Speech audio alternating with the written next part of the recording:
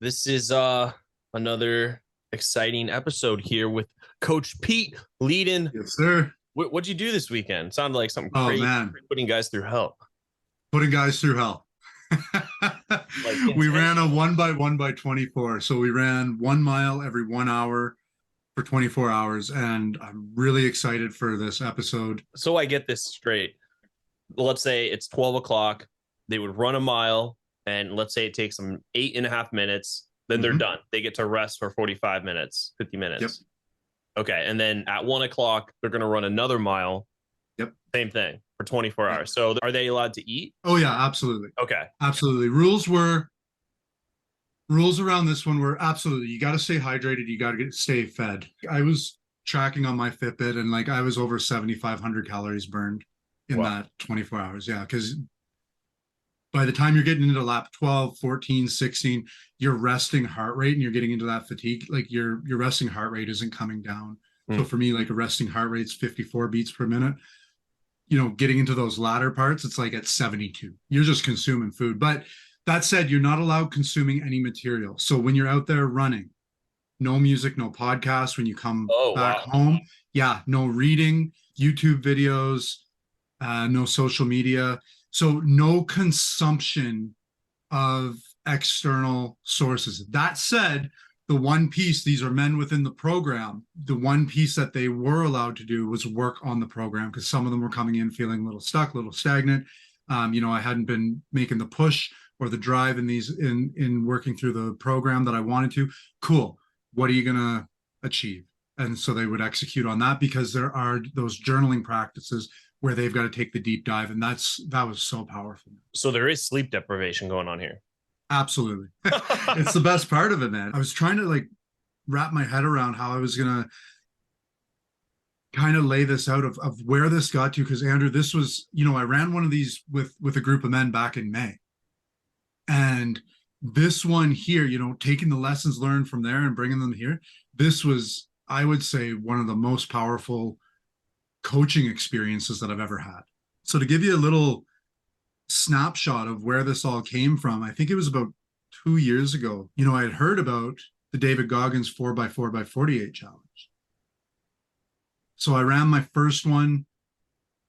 It was in probably around April, May. I remember there was still snow on the ground at the time. And I ran that one in kilometers. I did 4.6 kilometers. It was just a loop that was out of my cabin. So it equated to about 55 kilometers over a 48-hour period. 55 So, kilometers. Let me just do yeah. that. 55 kilometers. Oh, wow.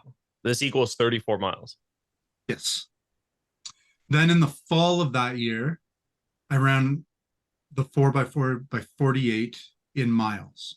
So it was the 48 miles in the 48 hours. It's crazy, man. Like I can't even believe that 6 months after running the first one, being in such excruciating pain, both of those 48-hour periods when I first ran those by myself in the snow, in the cold, I remember it was like down to minus 20, I think, during the fall one. I was frozen, man. I was frozen. Like I was running up on this ridge, wind blasting me in the Yukon. I think it was October at the time. It was a miserable experience. What's driving you to do this? This is an insane level of Yes. commitment and dedication to something that is, this is pain. This is suffering. It's This is pain, man. self-torture. It is. And so I'm curious what drove you to want to do this back then? I'm getting goosebumps right now. The level of truth that you get to, at least for my experience, and I see it in all the men that I've run this with doing these 1 by 1 by 24s. Your body can do it. It's the ultimate self accountability, man. I said that I'm going to do this, and you tell some people, you get a lot of people that just think that you're crazy, that shake their heads at you like, what are you doing? You're absolutely nuts. Like, why would you do something like that? And then you get what I would actually call maybe the 20 or 25% supporters. The people that are, when I ran the one in October and there was snow on the ground, I was living, one of my good friends, hunting buddies, work colleagues, great mentor that actually recruited me to fire. I was living on his property. I was living in a cabin on his property. I was actually running, I think it was at like 2 in the morning or something. And the sun had been gone away since 8 or 9 p.m. or something like that. And the snow drifts that had built up, he had actually taken his sled out. He knew my route, and he went and packed it all down for me before he went to bed. And I remember running and just reaching down into that depth of just that gratitude. And I remember actually like tearing up at it, about like, that's a piece of support. He's one that like, he said, next time you do this, he said, I'm going to sit out in a lawn chair and have a beer and just watch you go because you look miserable. But the biggest thing, man, is like you get into this insane self-talk. You're basically in a feral state. I would call it like feral or savage. How I would describe it in my mind is there's two pieces of the ego that start talking. There's a piece of ego saying like, it's okay, you can lay down, you can give up. No one's gonna, like, everyone would understand. You've already done enough. Yeah, there's nobody expecting you to do this. Everyone would say, I get it. It's okay, man. Just lay down. Get your sleep. Nobody does this. There's the other piece of ego that's saying, you got to do this. You got to drive. You got to push. This is the one that I've got to be cautious with, of pushing beyond that pain and suffering into injury. What drives that version?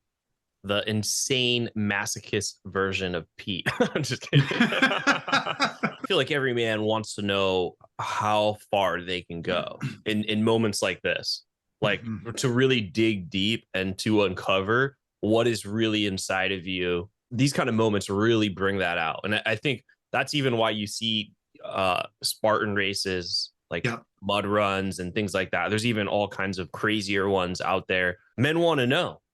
And the difference, though, that I see in this is that with a lot of those other programs, let's say we're doing a Spartan race, or there's something called a death race where like people actually do die on this race.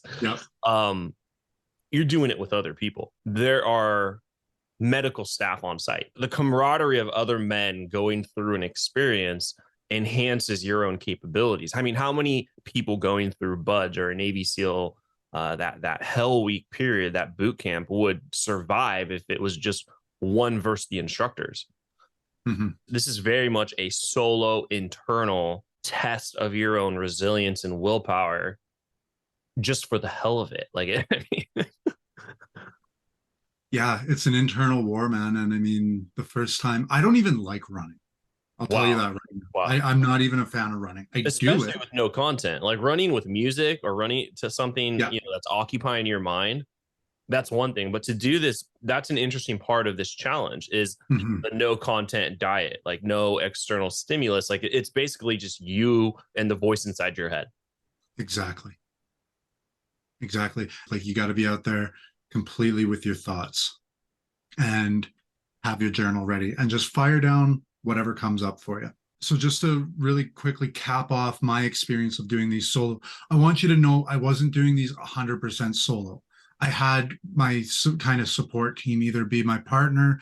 I had a couple friends come and run a lap with me occasionally. I was reaching out to people, and I encourage the men on this challenge to reach out to family, friends, because you're not meant to solely suffer alone. And this has actually been really powerful for a lot of guys. One of the men this past weekend, by the time he finished his second lap, he started reaching out to a lot of his family. He just had this real deep need to reach out to his family, and specifically his grandfather, who is starting to show some early onset of dementia. Right. So I think that it's just the realization of, oh, wow, like I'm embarking on this journey. This was early on. This was very early on, I think in the second or third lap, where it's just I'm embarking on this journey, and you know, his is kind of closing. I understand. Yeah. So you encourage the men to reach out, but you also said that this was also, I think, challenging for a lot of the men. So asking for help. You know, I think as men, quite often, we don't reach out for support. Right. Early enough, right? Like we will actually get into a really bad place and the pain is too much before we'll reach out for support. So having some of those checks and balances in place. And so I am encouraging them, like, you are welcome to text friends, give friends a call. Like that's basically the sole use of your phone, is that vessel of communication. Each man is going to be unique with what they come out with during this challenge, right? Why do you think that men struggle with reaching out for help? Fear What? of appearing weak, man. Like, I mean, that was my whole thing as well. That ego driven, I have to have all the answers. My old mindset was my problems are my problems and no one else's. And that was incredibly isolating. And that you have to solve them yourself. Solve it myself, do it alone, you name it. That thinking that I had to have all the answers, I had to be able to figure everything out. And I think a lot of men are in that space, believing that it appears weak to ask for help, that it looks weak not to have the answers. At least for me, the way that I look at it is, time is our most finite and valuable resource that we have. And so I know from where I was 3, 4 years ago to today, it's like I want the answers and I don't want to have to figure it out. I don't need to reinvent the wheel. That's an investment. Money, if that saves me 2, 3, 5, 10 years worth of time, worth it. And stress and frustration and all the So, all of it. facts and failures. That's essentially how I view money. It's like a unit of time and energy, because that's what it takes you in order to make that money. And you get this thing called a dollar or whatever. It's a form of money that is representing time and energy. Like, Yeah. what was coming up for the clients as they were doing this? I will share kind of the structure of it. I'm not going to give away all the details here because I think we've got something really powerful, really beautiful building in these events. I do intend to continue running these every couple times a year. I think these can be a quarterly event within our client group. And I think I could also get more involved with marketing it to create something even bigger. And I think I think we talked about like having the guys even film themselves at the end of, let's say, the day, or half like a check-in point where they film, they share what's going on for them, what's coming up, their lessons, and they're posting that in our private group. And so everyone's kind of seeing the growth that's happening. And then like the next time we do it, it would be even bigger, because it's like people wouldn't want to miss out on all this growth that's happening, that's included. I do think that you're onto something here. And this is the second one you've done with the clients. This is the second one. And so that's where things were interesting. And I'll tell you, you asked why I run these. Don't get me wrong, I don't enjoy these. These suck. Straight up. I'm not gonna bullshit you here. When I did the reviews with everybody, and like one of the questions, like when we finished off our 24th lap, I had a Zoom call open, asked them how their experience. Not one guy said this was awesome. Like, oh, I enjoyed it. Nobody enjoyed it. They're like, this was like one of the worst things I've ever done. That said, the level of depth that they got into and the things that were pulled out of them and where they're moving forward with, that's the power. Right. But the physical, the excruciating pain and the fatigue and everything that's involved in it, when you're in it, sucks. And I find that for myself, usually it's about 3 or 4 days of the pieces that were pulled out as you get some sleep, as your head gets back around, as the body stops hurting. I think tomorrow I'll be good to go again. That's when all of these really powerful pieces start coming out for you. And that's why I do this. Because every time I've done one, there's been a powerful piece. Last year, October, I'm quitting my job. That's what came from this. That's what came out of my 4x4x48 last year when I was running that on my own. Is like, I'm like, I really don't like my job. Victimhood mentality. It's like, sit on that, read the notes that I wrote down. Like, oh, what are you going to do about that? You're basically crushing yourself on like lap 9, not enjoying your job. What are you going to do about it? And I'll tell you, man, coming back to the group setting, when I ran the one in May, there was 11 men signed up. I believe 10 followed through with the whole thing. And that was incredibly powerful, Andrew. I mean, there's 3 men from that one back in May that are now part of the Knowledge for Men team. Is that Hunter, Stacy, and Jack? Yeah. Yeah. Like, so it's that's like a what I mean. recruitment tool is what. Okay, yeah. Because they come out of it, they're beat up. Like, I mean, the power of that group. Holy cow, man! It was just absolutely incredible, and to see the massive shifts. There's a time lag, right?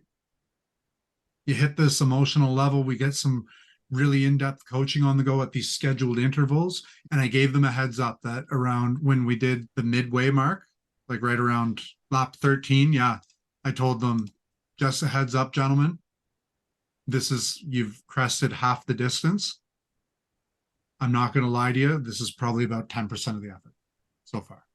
And then when you get to about the halfway, or excuse me, the 3/4 way mark, so somewhere around lap 16 to 18, usually it gets really hard. So congratulations, you've completed 75% of the distance. This is what I would consider 50% of the effort. Mm-hmm. It's just like working out, right? You think of yourself doing, maybe a heavy lift of six reps or so. It's usually at that rep 5 and 6 requires over 50% of that effort. Right. The growth comes in those last two reps. Yeah. The big focus was around how this is framing it in light of the hero's journey. How so? Well, I mean, it's 5:30 in the morning. We're all kicking off for our first lap. Frodo Baggins is leaving the Shire. The butterflies are going, the music's playing, everything's happy. That maintains for a while, right? You've built your team. You've left the status quo. You've got your supernatural aid.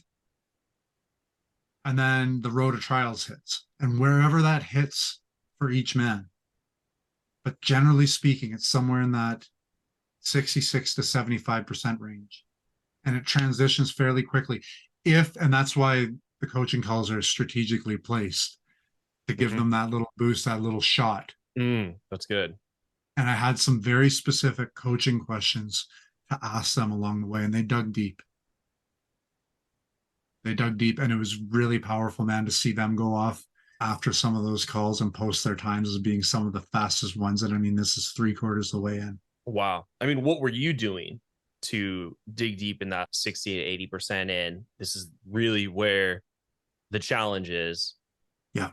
How do you dig deep to get through that? You're already exhausted. So when we say 60, 80%, like you've already been running for 14, 18 hours. Yeah.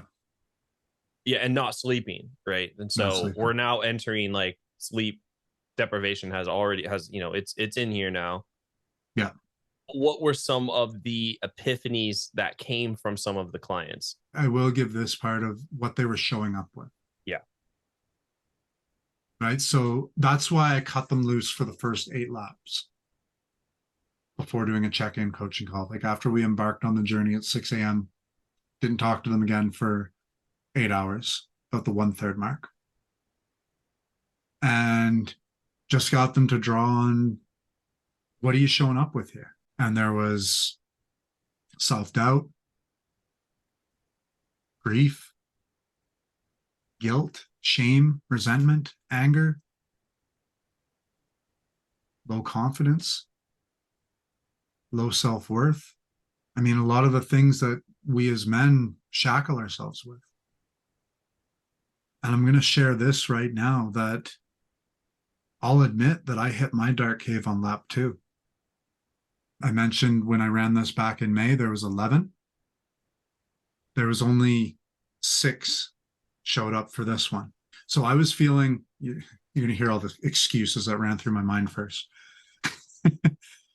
Friday, got my ass handed to me at jiu-jitsu, and like just absolutely exhausted. My legs were already gassed. They were in, I felt my calves and my entire legs and my inner thighs, like, were just exhausted. Friday night going to bed. And coming into the second lap, what happened for me was my gut was very off. Not only did I really feel that first lap, and I was like already getting into the like worry, the anxiety of like, oh my God, how am I going to do this? I know what's ahead of me. I know what's ahead of me. I know the pain that I'm going to be in. I'm already in that pain that I'd be feeling at lap 12, at lap 14, and already feeling that fatigue. Didn't get, probably only about 5 hours of sleep Friday night into Saturday as well. So I'm already feeling the fatigue. So I'm already worried about fast tracking myself of the concern there. And this is what came up for me, man. And I'm still feel a little bit guilty and a little bit embarrassed about sharing this, but I'm really proud with how I showed up afterwards. Was I had the self-talk in my mind. I don't really need to do this. I've done these in the past. I know what they're all about. I can walk these guys through this. Even if I don't do it, maybe I could skip lap 2. And then the big one hit me. And that was when the self-talk in my mind said, this isn't for me, it's for them. That was the wake-up call for me right there. Because if I followed through on that, that would be so far out of integrity of who I am, of what I believe in, and what I stand for. I am not somebody who is ready or prepared or will ever lead from the tower or lead from the sidelines. I am going to be on the field alongside my brothers, my team, giving my heart, my blood, my tears, my energy. And that was it, man. That was my fire. After that, everything went away for me. All that fatigue, and it was just breaking it down. I was looking at, I just had to coach myself through it. You're worried about lap 14. That's not even here right now, man. Just get the next one done, and the next one done, and the next one done. It seems like the shift here was when you stopped making this about you and you made it about others, or about serving, about leading. I've heard this many times before, but like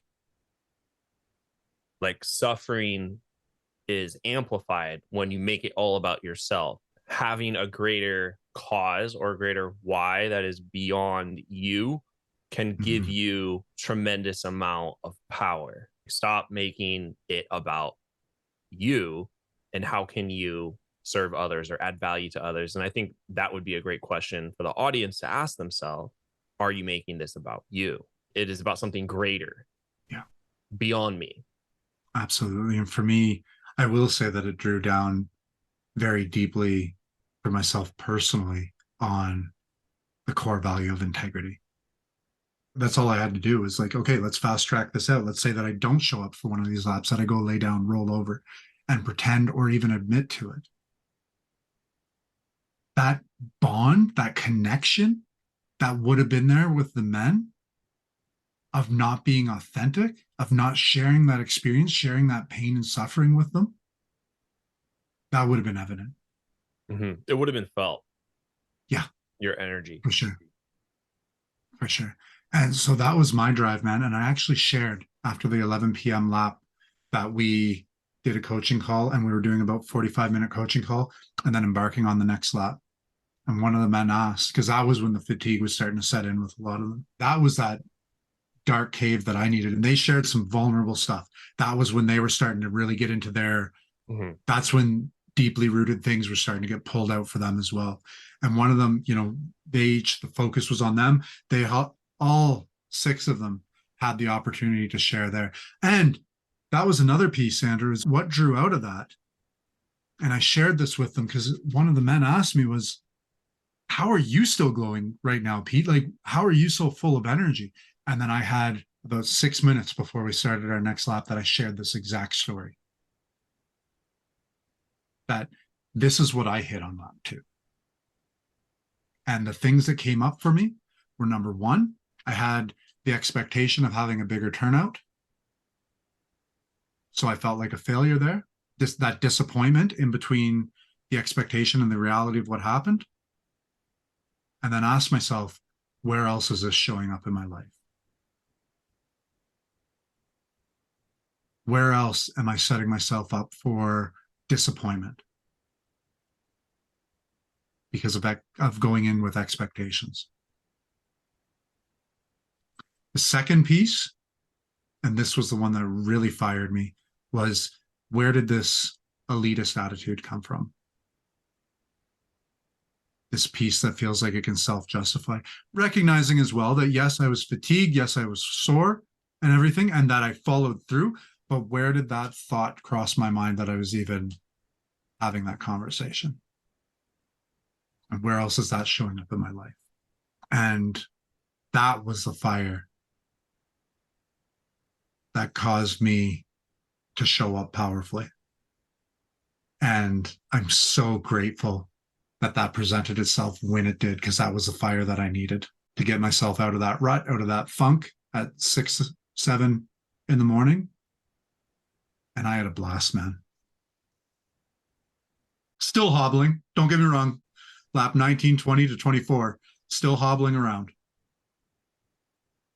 You had a mindset shift that completely changed your experience of that event. And how can the audience bring this into their lives? Of course, you can join our program and we'll help you. but the mindset shift is so critical, allows for significant growth to occur. And so the perspective, like if a guy's going through a separation, a divorce, or a breakup, obviously that's what's on my mind because I wrote a book. The perspective of it is what is going to dictate your level of suffering.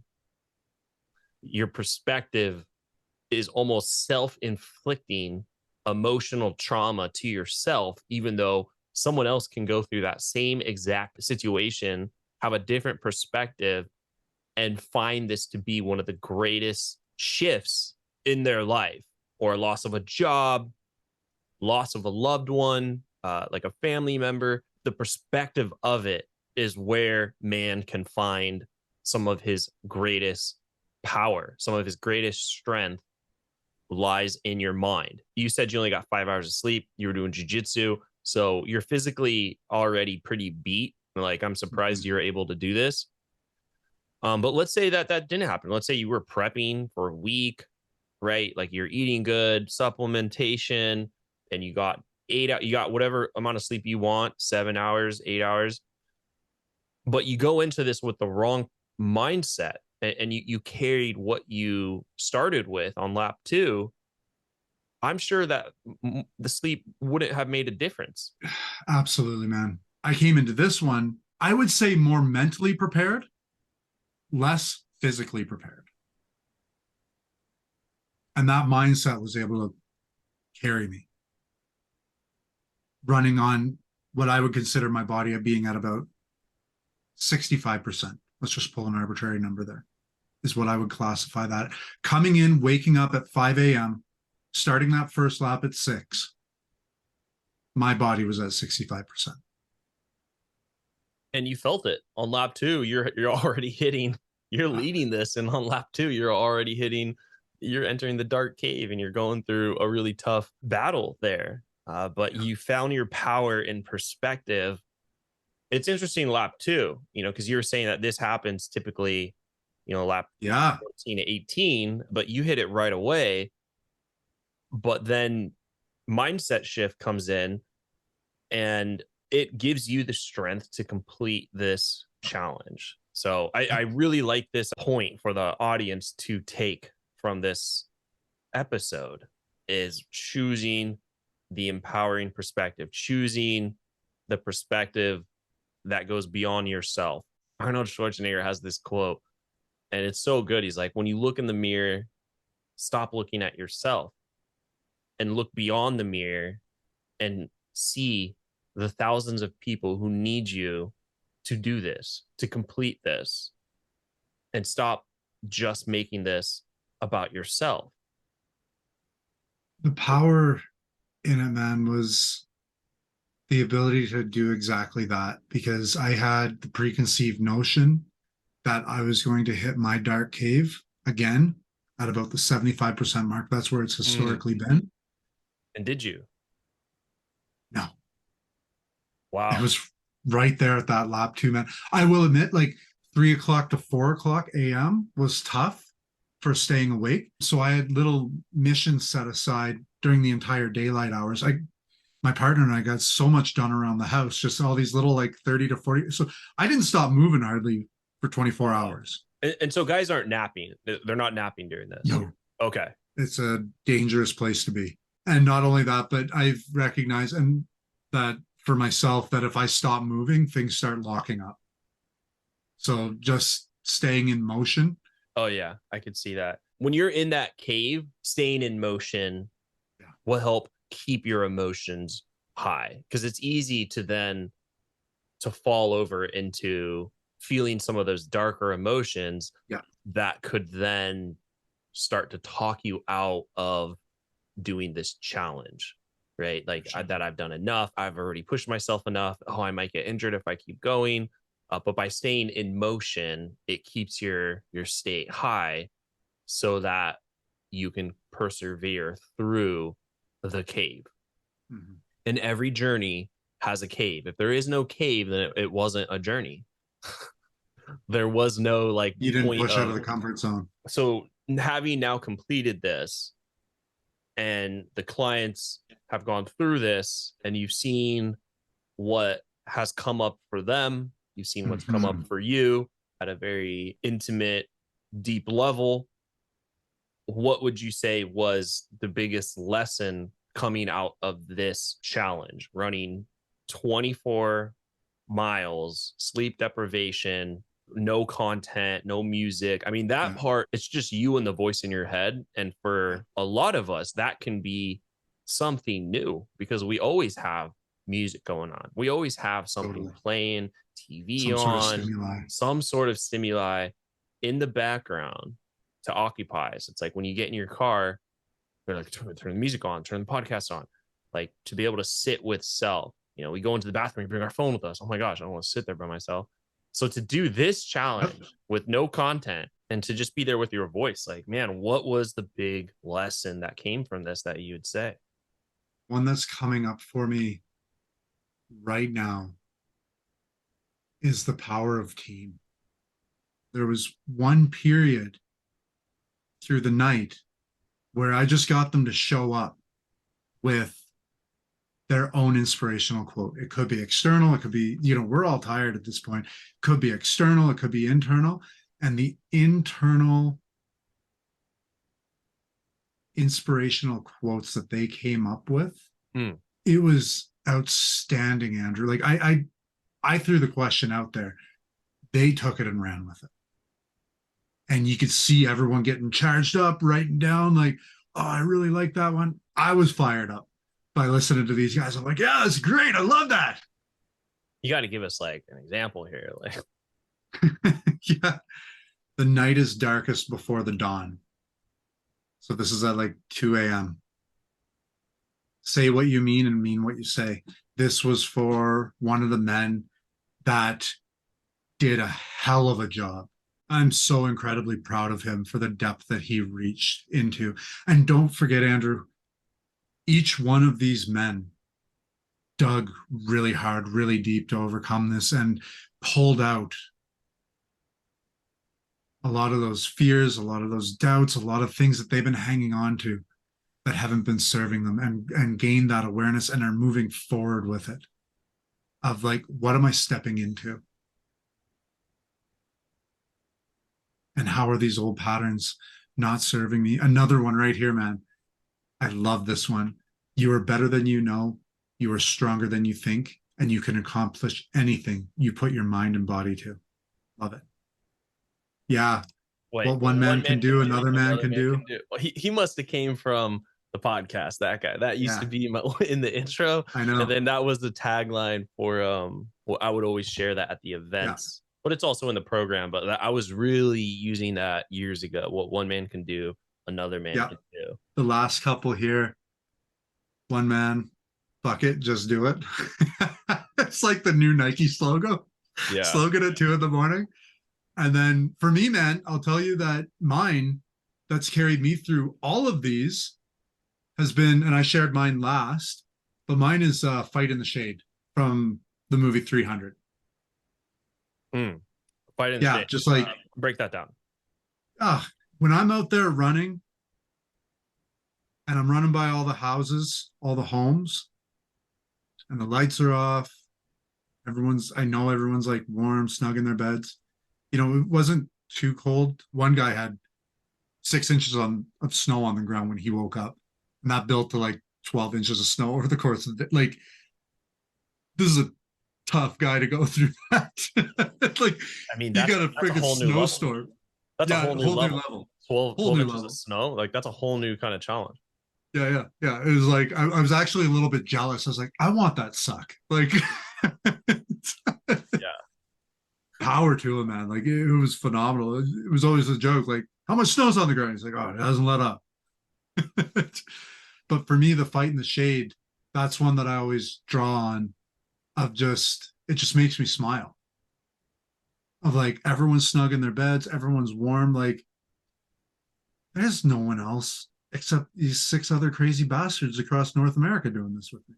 And it pulls me, I think it was around 2 or 3 in the morning that there was a small break in the clouds. And this happened on the first one as well, on the first 1x1 by 24. But to be able to look up at that sky, man, and think there's six other men that might be looking at that exact star, or that piece of sky, or that moon, or Wow. whatever it is, right? Powerful. Very powerful. Yeah, like I can feel the energy right now. Like, that's that spiritual connection, man. That's Yeah. that bond. Yeah. And they even posted and talked about that as well, Wow. about how meaningful that is. And the last guy also had a 300 reference, and it was Tonight We Dine in Hell. Yeah. Or that hell could be one's paradise with a perspective shift. Just embracing that warrior, man. That warrior energy. Definitely hell to the masses, but I think for some, that's where they can find out who they are, and that's what they want, and that's what they need, that's what they yearn for, that's what they came to this program for. And just also for the listeners, this is not like the main thing that No. we do. We're not doing this on a week between running 22. That's like what our coaching's about. This is like a bonus thing that Pete has been doing, what seems like quarterly. And my mind's kind of thinking too, I was like, what if we did this in person? Like, Yeah. what if the guys met up and after each mile they came back and sat in a circle and like journaled and then like discuss, and then boom, another mile, come back, journal, discuss. I think the last piece that I got to say there is that, yeah, I was disappointed initially, thinking that 11 men in the first event back in May. And I was hoping, again, that expectation of having 15, 16. The beautiful opportunity that unfolded in the intimacy and the intensity and the connection of that smaller group was absolutely incredible. The ability to take the deep dive and have each one very connected, very invested, drawing really deep, and leaving that with some very clear, concrete action items, recognizing a few pieces of gold were exposed, and they're just hitting the mother load. And I'm really looking forward to seeing what unfolds, what additional lessons they're starting to pull open over the course of this week. The next one that happens, it will likely be much larger. And you may look back at this last one and miss that level of intimacy because it may not ever be that small again, because I'm going to get involved and get more guys into this, because I'm seeing incredible growth come from this. So as long as we do this in a safe way. We're realistic about that as well, Andrew. Like, there was injuries are real things. Like, there's actual real body limitations, right? Like, I'm very clear that, yeah, we want to go out and run. If you can't run, jog. If you can't jog, walk. If you can't walk, bike. If you can't bike, you know, we had one man You here. about to say drive a car?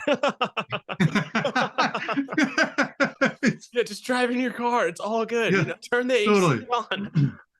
We've had guys mix it up between biking, rowing, the whole, you know, at the end of the day, I don't want to see men push themselves into injury. I want you to be in pain. I want you to suffer.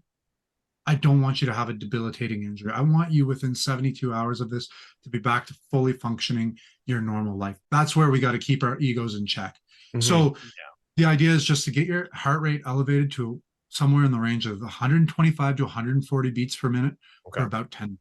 Mm-hmm. Yeah, I like that. So there's variations and measures around one's physical ability, perhaps their age and experience, etc. So awesome. Yeah, I think you're going to miss what you just had. Next one's likely to be much bigger. Your approach with it seems very doable for those that want to challenge themselves. So I think it's something that we should continue. And I'm grateful for you to take the lead and really press me to do this, because I think it should be something that we continuously do. I see tremendous growth within this challenge. Yeah. It is, and that's why I keep doing it. It's because I was so fired up by the group in May and the massive action that came out of it. And I'm like sitting in anticipation. I'm like, guys, what's going on in your life? What big bold action is coming out of this, or what daily discipline is building towards that thing that's going to unfold for you like 2 months from now? I'm so excited. Like it's the seed's been planted. It's in their hands now. Yeah. Right. They got to water it. And they know that, look, I just did this really challenging thing. How many people were spending their weekend doing this? Just you 6. And I did it. I completed it. So now when I'm showing up to this other challenge in life, it's kind of like a cakewalk. That's exactly it. So many of them are like, cakewalk. oh, wow, this week looks really easy.